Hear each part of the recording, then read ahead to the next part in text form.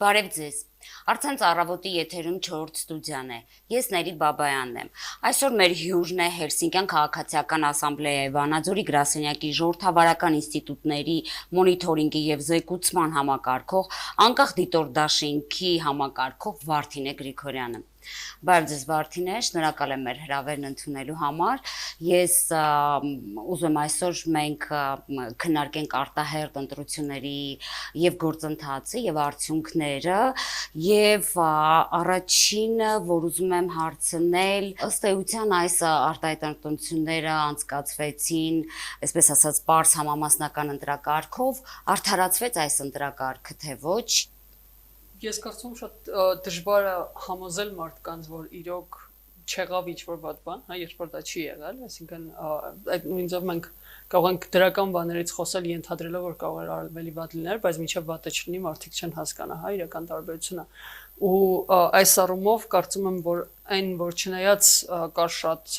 ագրեսիվ հռետորաբանություն կար, ատելությունը եւ փոխադարձ մեղադրանքները եւ այլն, բայց ամեն դեպքում այն, որ չկար բռնություն ըստ էության կամ կային եզակի դեպքեր, բայց դա ոչ մի ձև մասսայական չէր,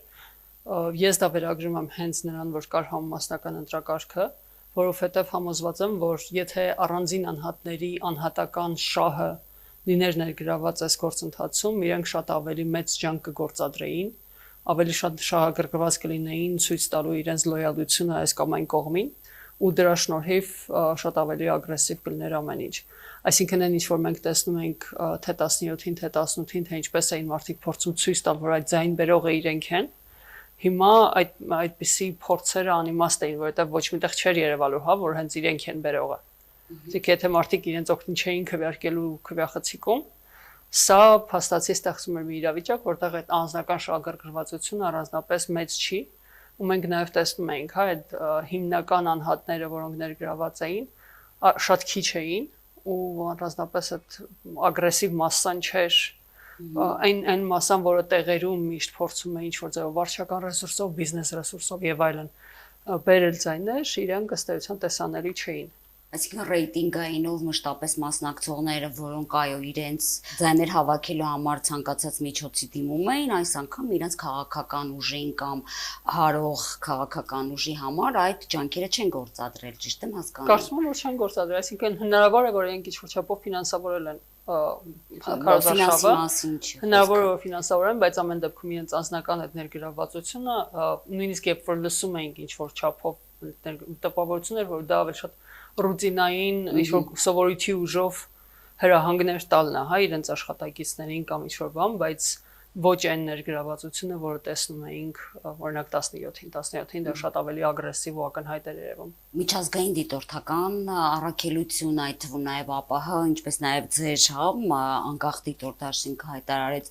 որ այս ընտրությունները ժողովրդավարական են, մրցակցային են, ապահովել են բոլոր մասնակիցների, հա, հավասար այսպես մասնակցությունը եւ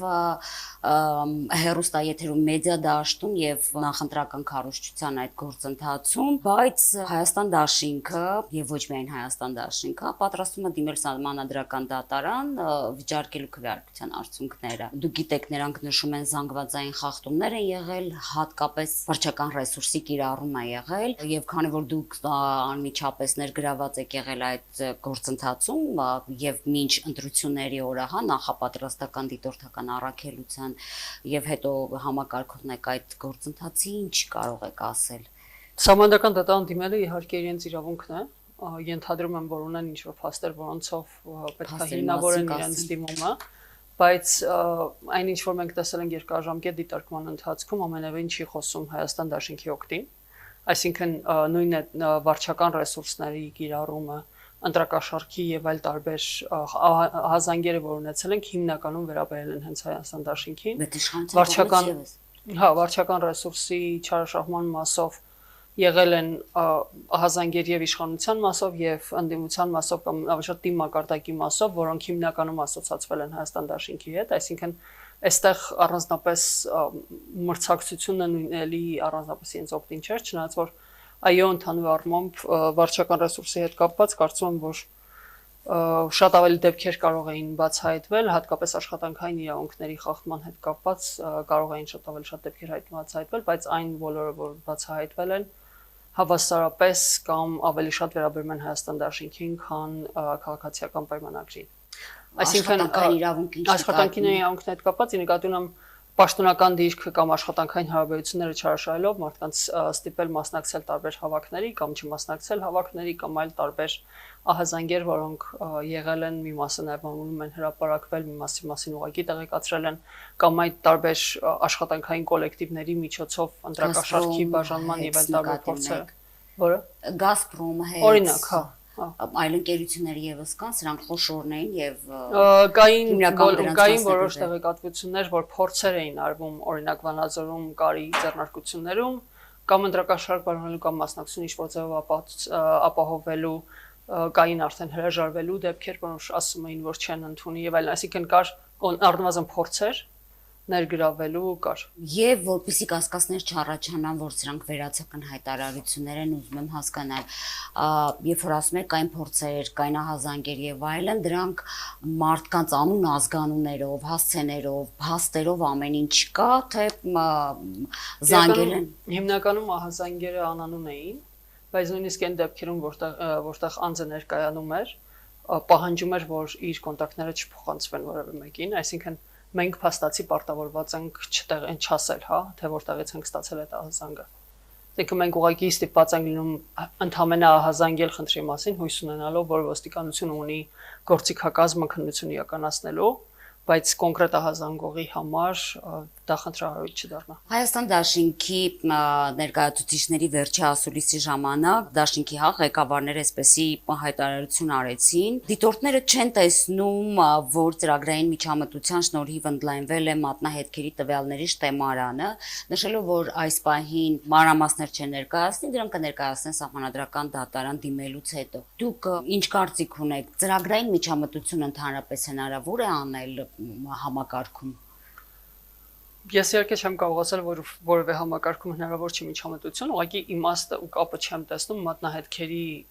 բազայի ընդլայնման ու ընտրախախտումների, որովհետև այդ մատնահետքերը չեն իդենտիֆիկացվում։ Այսինքն, եթե նույնիսկ ցանկացած տեսակ, քանի մատնահետք ուզում է լինի այդ համակարգի մեջ, դա ինքն իրանով իդենտիֆիկացման միջոց չի։ Այնպես չի, որ անձը եկել է տեղամաս ու իր ID-ին կամ այլ փաստաթուղթ անցկացնելուց հետո իրան մատնահետքով են ճանաչում ու իրան մատնահետքով են թույլատրում քվեարկել։ Մատնահետքը այդ պահին դրվում է, հենց այդ պահին է պահվում, ու այդ մատնահետքը պահվում է այն ենթադրությամբ, որ եթե լինի, օրինակ, ահազանգ այն մասին, որ այլ անձի փոխարեն են քվեարկել, այդ դեպքում կարելի է նույնականացնել։ Բայց այդ մատնահետքերը դա կհիշեք երևի 2017 թվականից սկսած անդադար դա քննարկվում է, հա, արդյոք երբևէ համեմատվում են մատնահետքերը, կհամեմատվեն, չեն համեմատվի եւ այլն, այսինքն ու բոլորի համար հստակ է, որ այդ մատնահետքերը, այդ ծավալը ինֆորմացիա իրականում չի կարող համեմատվել այնպես, որ ունենա ճշմարտացիության այն բարձր մակարդակ ու կասկածներ տեղիք չտա։ Այսինքն հենց այն փաստը, որ տարբեր մարդիկ տարբեր տեղեր իրենց մատնահետքը անկախ նրանից ոնց գտնեն կամ բան չես կարող դա համեմատել, ըստ էության չես կարող ստուգել, հա, ինչ որ ձևով դրանք նույնական են, թե չէ մյուսների հետ։ Այսինքն մատնահետքը որպես այդպեսին փաստացի այս սարքերի դեպքում ընդհանրապես քայլ է, որը իր ոչ մի կապ չունի ցուցակի հետ, ոչ մի կապ չունի այն մատնահետքերի հետ, որոնք բազայի մեջ են, որովհետև անձը նույնականացման քարտ ստանալիս մատնահետք է ներմուծել, դրանք իրար հետ որևէ կերպ չեն համընկնում, չեն համեմատվում, կներեք, չեն համեմատվում ու դա նշանակում է, որ զուտ մատնահետքերի ավել լինելը ոչ մի ձև չի կարող բերել նրան, որ հիմա ինչ որ ավելի շատ մարդ կքվեարկեր։ Այսինքն պատկերացրեք, եթե մարդը տեղամաս է գնում ու քվեարկում է իր այս մատը դնելով, հա, դա ոչ մի բան չի նշանակում։ Եթե հատկապես եթե մարդը իր օրինակ անձնագիր է օգտագործում, որի համար ինքը 10 մատը չի դրել, հա, անձնագրային սարքի վրա չեն մուտքագրել իր 10 մատները, նա կարող է գնալ քվեարկելու այլ մատով, ինչա նշանակում, եթե ինքը դրեց այս մատը, ուրեմն սարքը իրեն չպետք է ճանաչեր ու թողներ քվեարկելու, մատնահետքը ոչ մի կապ չունի։ Ես հասկանում եմ, որ կա ինչ-որ միտում ստեղծելու իրավիճակ կամ տպավորություն, որ ամեն ինչ շատ ավելի բարդ է, այստեղ խնդիրն է, որ ամեն ինչ շատ ավելի պարզ է։ Ու նման մանիպուլյացիաների կարիք կամ այն չկա, շատ հստակ է այն քանակը քայլերի, որոնք որ անձը պետք է անցնի մինչև քվեարկելը, ու այդ քայլերը շատ հստակ են, շատ չափելի են ու շատ շոշափելի են։ Բացի դա նաև բոլոր ցուցակները հրապարակվում են քվեարկությունից հետո, ու ոնց որ թե գոնե դեռ չեմ լսել կեղծ քվեարկության կամ այլ անձին քվեարկության։ Այսինքն եթե նման բան լիներ, ցուցակների մեջ պետք է նաև ավել անձինք ներառված լինեին եւ այդ անձանց մատնահետքերը, հա, պետք է աշխատեն սարքի վրա, այդ անձը տվյալը։ Մատնահետքերը աշխատելու կարիք չունեն։ Մատնահետքերը այնպես նրա համար չեն, որ աշխատեն։ Մատնահետքերն ուղղակի են բազայի մասն են, որը որ սարքի մեջ է, ուզուտ են պատճառով, որ սարքի մեջ են տվյալ անձը հաստատող նույնականացող բոլոր տվյալները։ Ոնց որ եթե դուք գնում եք քվեարկության, սարքը իր մեջ արդեն իսկ պարունակում է ձեր բիոմետրիկ անձնագիրը, ձեր նույնականացման քարտը, ձեր սովորական անձնագիրը, չէ՞։ Որովհետև եթե դուք դրանցից մեկով քվեարկեք, երկրորդ անգամ չեք կարող մյուս փաստաթղթով քվեարկել։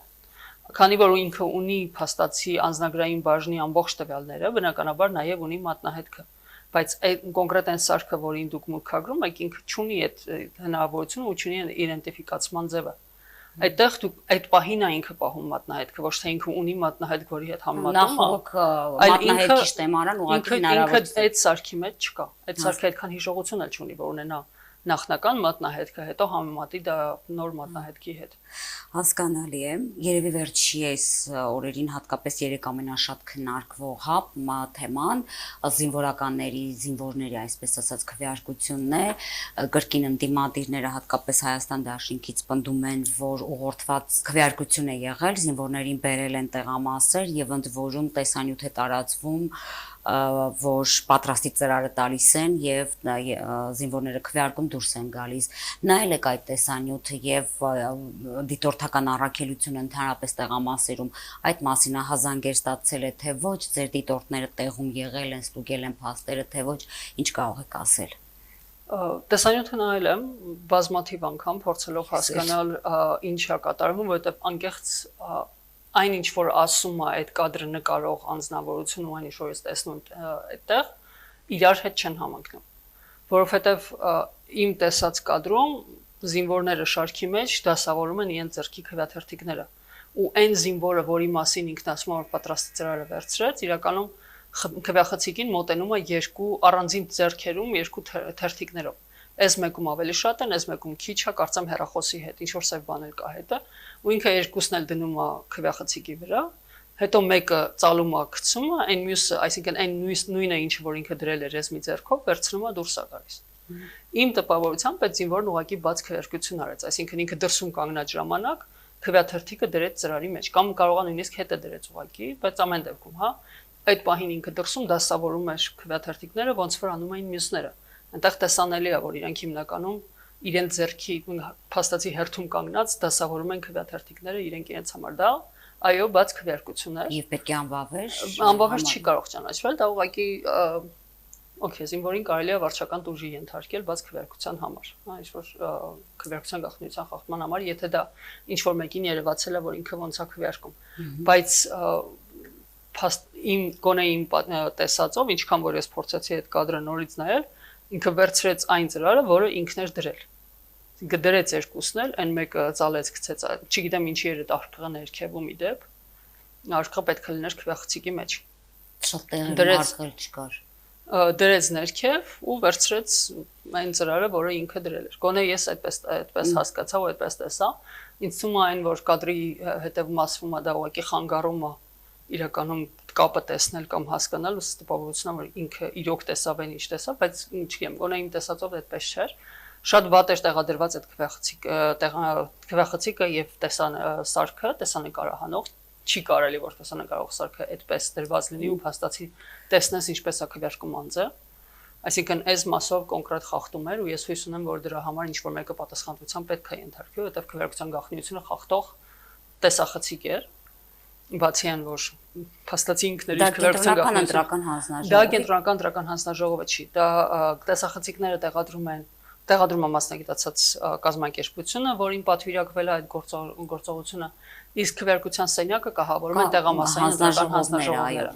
Այսինքն տեղամասային ընտրական հանձնաժողովը եւ տարածքային ընտրական հանձնաժողովը փաստացի պետք է հետևեին կահավորումը ճիշտ արվեր։ այստեղ հաստատ կա դրա հետ կապված խնդիրը։ Ես չգիտեմ, իմ կարծիքով ես կարծում եմ, որ զինվորների քվեարկությունը ընդհանրապես շատ հաճախ ու շատ չափազանց շատ վերահսկվել ու օգտագործվել ու դա բնականաբար այն ինչ որ կա մեր հիշողության մեջ, որ այդպես է, բնականաբար մենք ավելի հակված ենք հավատալու, հա, որ հիմա էլ էր այդպես։ Չեմ ասում, թե որևէ տեղ չի վերահսկվել զինվորների քվեարկությունը, ամեն դեպքում գոնե այն տեղամասերում, որտեղ մեր դիտորդներն են դիտարկել, կարծես թե քիչ են եղել զինվորներ կամ ուղղակի ասել են, որ եկան քվեարկեցին, գնացին, ինչ որ արտառոց բաներ չի եղել։ Այս տեղամասի հետ կապված իմ խնդիրը կոնկրետ այս տեղամասի հետ կապված այն է, որ բոլոր լրատվամիջոցները որտեղ տեսանք, այդ տեսանք տարածված ու այն շատ արագ տարածեցին, ոչ մեկ չի նշում, թե տեղամասը որն էր, որովհետև եթե նշեին տեղամասի համարը, մենք հնարավորություն կունենայինք ամբողջ տեսագրություն այդ ամբողջ ընթացքի ունենալ եւ իրականում տեսնել, թե ինչ է կատարվել։ Բայց այն որ չի նշվում, հա, ինչպես ես չեմ պատկերացնում, թե ինչու են լրատվամիջոցները բոլորը տարածում տեսանյութը առանց կասկածի տակ դնելու կամ հետաքրքրվելու, թե դա որ տեղամասն է։ Իսկ հնարավոր է դա ավելի հին արած տեսանյութ լինի։ Միգուցե հնարավոր է, դա ես կասկածում եի այդ մասով այն առումով, որ չկար ժամանակ ու տեղամասը նշած։ Ավտոմատ գրվում է։ Հիմա այս տարի առաջի անգամ ավտոմատ գրվում է էկրանի վերևի ձախ անկյունում գրվում է, թե որ տեղամասն է։ Սկզբից առաջի հերթին մտածեցի դրա մասին, բայց հետո նկատեցի, որ ինքը քանի որ առանձին կամերայով է նկարում, ինքը զում է անում ու հնարավոր է դուրս մնա, բայց հենց սկզբից նկարելու պահին էլ չի երևում։ Այսինքն եթե զում այդ հնարավոր է, բայց մի պաստառ, որ փակցրած էր պատին, նման էր այն պաստառներին, որ փակցված են այս տարի։ Ոնց որ հակասում էր իրար, հա, մի պաստառը նման էր, պաստառը միակ բանն էր, որ փաստացի նման էր, բայց չկային դիմակներ ոչ մեկի մոտ կամ ոչ հանձնաժողովականների, ոչ մյուսների, եւ չկար այդ ժամանակը կամ տեղամասը նշած, ու նաեւ որևէ կերպ չի տարածվում այդ ժամանակն ու տեղամասը նշած։ Չգիտեմ, մենք կոնկրետ այդ տեղամասը ինչքան որ նայեցինք, մենք բոլոր մեր ունեցած սկրինշոթերը, բոլոր այն տվյալները, որ ձեռքի տակ ունենք, տեսանյութերը ցավոք դեռ չեն կարող հա ամբողջը նայել այդ ժամանակապահանջում, բայց ինչքան որ մեր ձեռքի տակ եղած նյութերը կար, այդ տեղամասը չգտանք։ Շատ լավ կլիներ որ գտնեինք ու հասկանայինք ինչա կատարվել, նաև ասում եմ կահավորման հետ կապված հետագայում մարզական փոփոխություններում արդեն նախատեսված է, հա, որ տեսախցիկը անպայման պետք է տեղավորվի այնպես, որ չխախտի քվեարկության գաղտնիությունը։ Հիմա կստացվի ամբողջ հարցազրույցի Հայաստան Դաշինքի հայտարարությունների հիման վրա, բայց իրենք ավելի շատն են, հա, խախտումների մասին հայտարարել, դրամար եմ իրենց մեջ բերում։ Վահե Հակոբյանը այսպիսի բան է ասել, հա, Սյունիքում իշխանությունները դիմել են զանգվածային սպառնալիքների քաղցարայողների նկատմամբ եւ նա նաեւ ասում է, որ 7 տեղամասի փոխարեն 11-ն է եղել ու նշում է եւ կասկածներ ունի, որ այդ նույն զինծառայողները ընդհանրապես քվեարկել են այդ մի քանի տեղամասում 7 տեղամասի փոխարեն 11-ը սրա մասին կարող եք դա չգիտեմ, դա ընդհանրապես հնարավոր բան է, էլի ուզում եմ հասկանամ։ Ես չեմ հասկանում ինչ որտեղ է 7 փոխարեն 11 եղել։ Սյունիքում պետք է 7 տեղամաս լինի, 11-ն է իրականում եղել։ Նկատի ունի ավել տեղամաս են բացում։ 7 տեղամաս չէ, Սյունիքում ավել տեղամասեր են, բայց միգուցե զինվորները, որոնք արդեն ոնց որ տեղակայվում են այնտեղ, իրենք են այնտեղ քվեարկել, վստահ չեմ։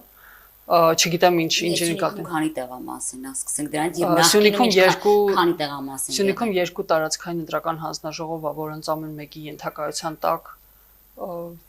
եթե չխափեմ 30-40 տեղամաս կկարծեմ, որովհետև Սյունիքում մենք ընտրանքով ենք այդքան տեղամաս դիտարկում, իսկ մենք շատ ավելի փոքր ընտրանք ենք վերցնում, հա, այսինքն հաստատ Սյունիքում ավելի են կարող ճիշտ նայել թիվը ուղղակի, բայց այսինքն նույնիսկ 7 չի, 11 չի շատ է։ Եթե ինքը նկատի ունի տեղամասերը, որտեղ զինվորներն են քվեարկում ու դրա քանակն է ասում, որ 7-եր 11, ճիշտ ասած այդ տեղեկատվությունը գաղտնի է ու մենք չգիտենք, ես չգիտեմ ինքը որտեղից գիտի։ Բայց ընտրական օրենսգրքով գաղտնի է տեղամասերի քանակը կամ այն տեղամասերը, որտեղ քվեարկում են զինծառայողները։ Իհարկե փաստացի տեսախցիկներով կարող ենք տեսնել, բայց ամեն դեպքում այդ տեղեկատվությունը հրապարակային չի։ Դա համար այդ մասով չեմ կարող ասել, հա, քանիսում ենք քվեարկել, որտեղ մենք տեսել ենք, բայց էլի դրա քանակը չեմ կարող ասել։ Նաև հայոց հայրենի կուսակցության, հա, վարչապետի թեկնածու Արտակ Գալստյանն էլ, հա, այսպես կրկին բողոքարկելու է քվեարկության արդյունքները, բայց մի ուշագրավ հայտարարություն է անում, ես չգիտեմ, գուցե մեկնաբանեք կամ պարզաբանեք ավելի շուտ այսպեսի բան ընդհանրապես հնարավոր է անել, թե չէ, նա պնդում է, որ իրենց ձայները գողացել են եւ նշում է, որ լույսերը էլեկտրաէներգիայի անջատման ժամանակ լույսերն անջատել են, քվեաթերթիկները փոխվել են, ուղղակի մեջբերում եմ նրա խոսքերը, ոչ թե լցրել են, այլ հանել դրել են։ Ասենք 500 հատ հանել են, 500 հատ գցել են։ Կարող եմ ասել, որ առնվազն մի 150,000 ձայն գողացվել է մեզանից։ Այո։ Բայց ես հիշեցնեմ մեզ դիտողների համար, որ մոտ 13,000 ձայն է հավաքի, կարծեմ այս կուսակցությունը։ Ես իրականում ինձ թվում է մենք իրոք պետք է օբյեկտիվորեն ընդունենք, որ մենք չենք ապրում 90-ականների Հայաստանում, նույնիսկ 2000-ականների Հայաստանում չենք ապրում, հա, ու լույսերի անջատելը իրականում այնքան մեծ խնդիր չի, ինչքան որ դա կլիներ նախկինում, երբ չկային հեռախոսներ, չկային լույսի այլ ընտրանքային միջոցներ։ Փաստացի բոլոր տեղամասերում, որտեղ էլեկտրաէներգիան այդ պահին անջատվեց, մենք զանգեինք դիտորդներին, ասում ուղղակի հա հեռախոսների լույսերով շարունակում են հաշվարկը, դիտորդներ ունեինք, որ ասում են հենց լույսերն անջատեցին, հանձնաժողովի նախագահն ու մի քանի դիտորդներ ուղղակի քվեատուփի կողքերը կանգնեցին, որ հանկարծ մոտիկ մարդ չկա։ Հա, ու սպասեցին լույսերը բառվելն, հա, այսինքն իմ լույսերի անջատելը իրականում չէր կարող եղանակ փոխել, քվեաթերթիկների փոխելը շատ բարդ կլիներ հաշվի առնելով դրոշմանիշների արկայությունը ու դրանց փոխելու անհնարինությունը ըստ էության, այսինքն այդքան քանակ պետք է ունենային իրենց համար առանձին պահված քվեաթերթիկներով եւ ամեն ինչով, որպեսզի փոխարինեին իրենց քվեաթերթիկները։ Մենք վերահաշվարկի ընթացքում անել, որ վստահված անձեր այդ աբսուրդների մեջ էր օրինակ առավոտը տարածված տեղեկատվությունը, որ քվեատուփերի տակ անձեր կան։ Հա, դա ըստ էության ցույց է տալիս, հա, ինչքան մարդիկ իրոք չեն պատկերացնում այդ ամբողջ գործընթացը, որ եթե անձը կարողացել է անցնի սարքով տվյալները մուտք արել, մատնահետքը մուտք արել, ստացել կտրոնը, գնացել քվեարկել ցուցակը, ստացել քվեաթերթիկները, գնացել քվեարկել ու փակցրել դրոշմանիշը, ինքը հաստատ հնարավորություն ունի քվեատուփի վերևից գցելու քվեաթերթիկ ու դա շատ ավելի աննկատ է, քան տակից։ Ասենք պատկերացնել, որ լցոնում են անելու դա աբսուրդ է իրոք։ Պատկերացնել ու այդ ամեն ինչը տեսանկարահանվում է։ Այսինքն սա ենթադրելու էր հանցավոր համաձայնություն բոլորի մոտ, նույնիսկ եթե այդ անցքերից դուրս բերեին ինչ-որ քվեաթերթիկներ, թե հակառակ տրամաբանությամբ օգտագործեին, հա, նախ չգիտեն ինչ քվեաթերթիկ են դուրս բերում, հնարավոր է իրենց կուսակցության, հա, քվեաթերթիկը դուրս բերեին։ Երկրորդ դուրս բերեցին, ուղղակի թվերը չէր համընկնի, ուղղակի հանձնաժողովը ամբողջ գիշեր կհաշվեր, թե ուր է կորել մյուս քվեաթերթիկը։ Այսինքն այս շատ բարդ է այս մեխանիզմի միջով անցնել այնպես, որ այդ բոլորը իրար չհամընկնեն ու իրենք հասնեն իրենց ցանկալի արդյունքին։ Իհարկե կային տարբեր խնդիրներ տեղամասերի հետ, որոնք հիմնականում վերաբերում էին ոչ կոմպետենտությանը հանձնաժողովների, երբ հաշվարկի ժամանակ օրինակ մի տեղամասում վերահաշվարկի ընթացքում պարզվեց, որ 45 քվեաթերթիկ տարբեր ուժերի 45 քվեաթերթիկ անվավեր էին ճանաչել, որովհետև դրանք ծալված էին եղել։ Ծալված քվեաթերթիկը անվավեր չի կարող լինել, եթե դրոշմանիշը փակցվել է, վավեր է, հա, չծալել ասում են հենց դրա համար, որ հեշտ լինի փակցնել, այսինքն տեղավորվի այնպես, որ անկյունից երևա։ Բայց եթե կարողացել են փակցնել, այսինքն եղել է անկյունից երևացող, ոչ մեկ իրավունք չի դրանք անվավեր ճանաչի, բայց հանձնաժողովը անվավեր էր ճանաչել։ Ու դրանք նորից համարվեցին վավեր։ Հա, դա չիմացության արդյունք էր։ Կար մի քանի տեղ տեխնիկական խնդիրներ, հա, օրինակ մի տեղամասում 39-ներ գրած քաղաքացիական պայմանագրի արդյունքը արձանագրության մեջ գրած էր 390, ուղղակի 0-ն մոռացել էին գրել, հա, պատահաբար չէին գրել։ Մեկ այլ տեղամասում 10-էր գրած, իրականում 100 էր եղել։ Այսինքն այս տիպի բաներ բացահայտվեցին ու ամենամեծ փաստացի չափանիշը նրա, որ սրանք կանխամտածված չէին, այն էր, որ ըստ էության բոլոր ուժերից էին։ Բայց միաժամանակ մեկ տեղամասից ու չեմ կարող հիշել, թե դա որ տեղամասն էր, կար դիտարկում դիտորդներից, որ հանձնաժողովի նախագահը մտածում էր, որ ավելի փոքր կուսակցությունների 1-2 ստացած ձայները կարելի է կլորացնել, միացնել մեծերին, որ շատ են ստացել, մեկը փոքրերի համար տարբերություն չկա, մեկը չեն անցել։ Իհարկե դա կանխել էին, իրեն բացատրել էին, որ իրավունք չունի նման ուղղակի հաշվարկի ժամանակ մտածել էր, որ դա լավ միտք է։ Կային տեղեր, որտեղ հանձնաժողովները այս վերահաշվարկի ժամանակ բացահայտված, որ ուղղակի քիչ ձայներ ստացած կուսակցությունների քվեաթերթիկները ընդհանուր փաթեթով էր բերել։ Ու դրա համար ասենք չէին գտնում, որտեղ նույն ծրարի մեջ էր դրել, մտածել էր ավելորդ ծրար չզբաղացնի, հա, այդքան քիչ քանակով քվեաթերթիկների համար։ Այսինքն կա ոչ կոմպետենտության, կա անփութության, բայց երբ որ մենք խոսում ենք, երբ մենք դիտարկում ենք ու գնահատում ենք ընտրությունները, մենք խոսում ենք դրա համակարգային խախտումների ու փաստացի ընդհանուր դիտավորության մասին։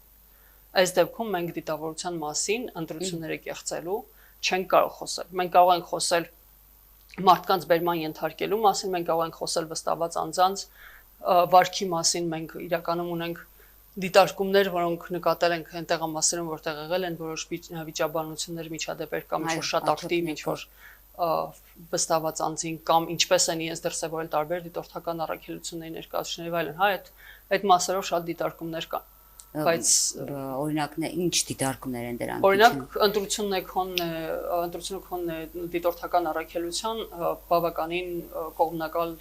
դիտորդները, որոնք հիմնականում աշխատում էին տարբեր ընդդիմադիր ուժերի համար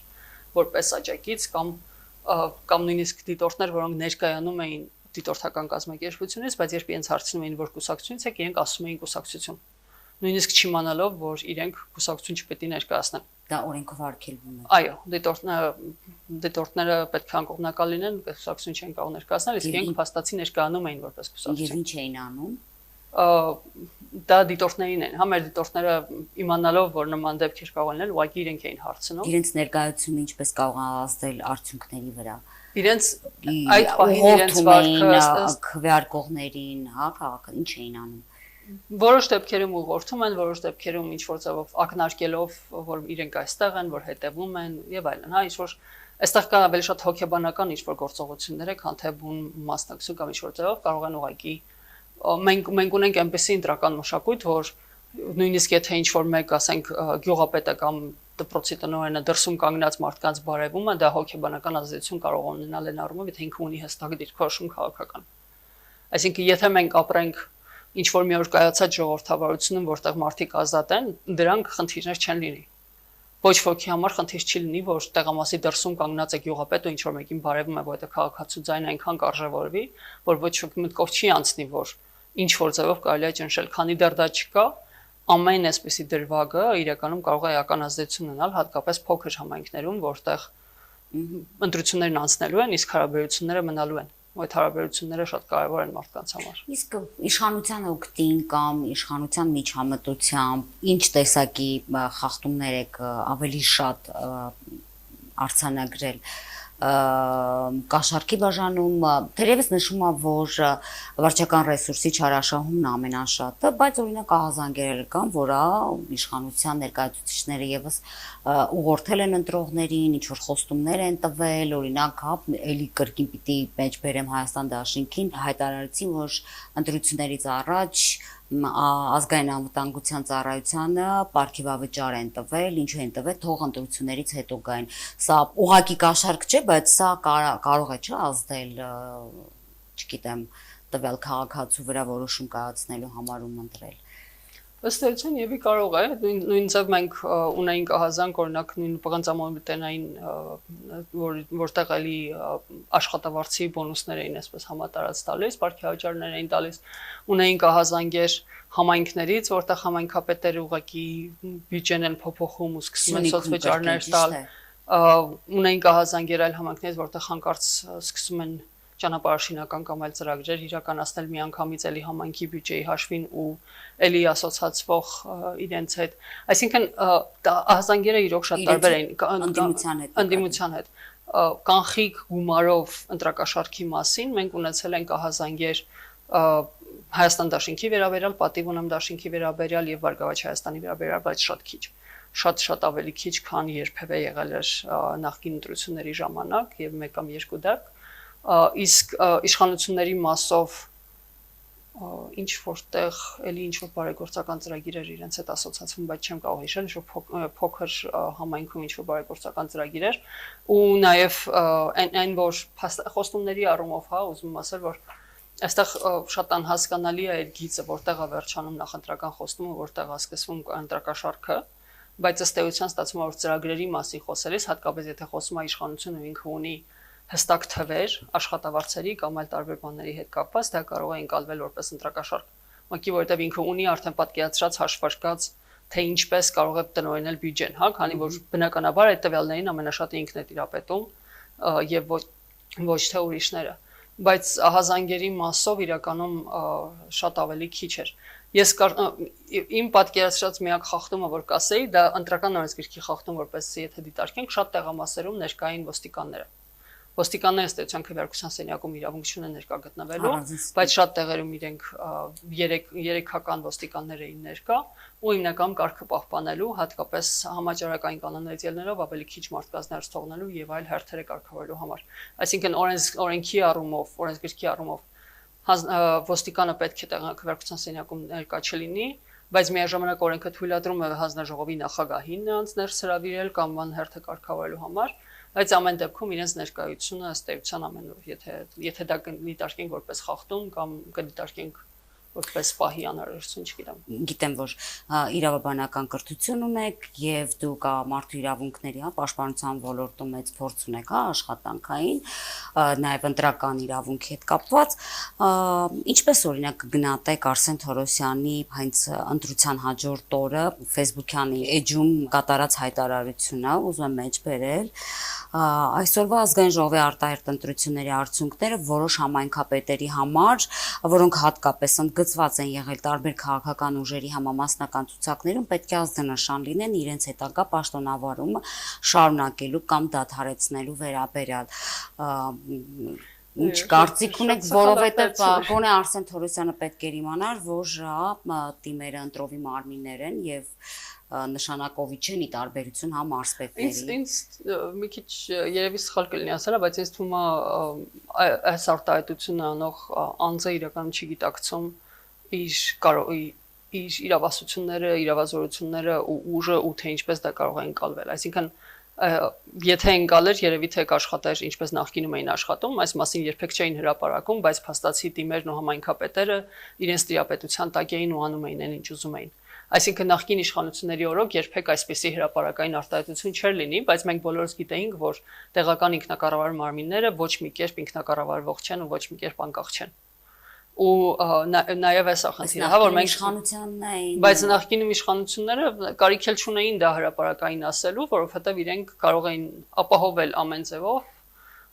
այդ համայնքապետերի լոյալությունը կամ ապահովել, որ նրանք հեռանան, եթե իրենք ուզում են, ու չէին էլ համարձակվի այդ նույն համայնքապետերը վիճարկել նման որոշումները։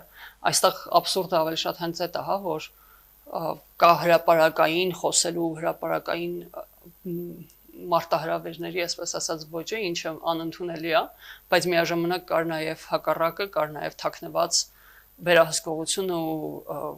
իշխանություն այդ բոլոր թիմերի նկատմամբ առանց նրանց որևէ իրավասություն տալու։ Մենք տեսել ենք, որ թիմերը միշտ խամաճիկ են եղել իշխանությունների, հիմա մի այլ իրավիճակ է, որտեղ կա այդ թիմերի կախվածություն ուրիշներից։ Ես ընդդիմությունից ու ես կուզենայի, որ մենք իրականում այս թե սրա թե մյուսի փոխարեն տեսնեինք մնացած քաղաքական ուժերին ակտիվ ներգրաված թիմ ընտրություններում, որոնք տեղի ունենալու սեպտեմբերին ու հոկտեմբերին, ու այն բոլոր կուսակցությունները, որոնք